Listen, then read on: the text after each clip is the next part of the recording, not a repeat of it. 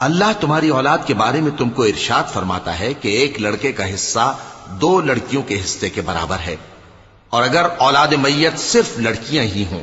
یعنی 2 یا 2 سے زیادہ تو کل ترکے میں ان کا 2/3 ہے،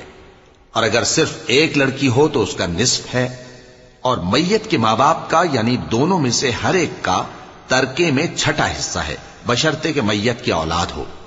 اور اگر اولاد نہ ہو اور صرف ماں باپ ہی اس کے وارث ہوں تو 1/3 ماں کا حصہ ہے، اور اگر میت کے بھائی بھی ہوں تو ماں کا 6واں حصہ ہوگا۔ اور یہ تقسیم ترکہ میت کی وصیت کی تعمیل کے بعد جو اس نے کی ہو یا قرض کے ادا ہونے کے بعد جو اس کے ذمے ہو عمل میں آئے گی۔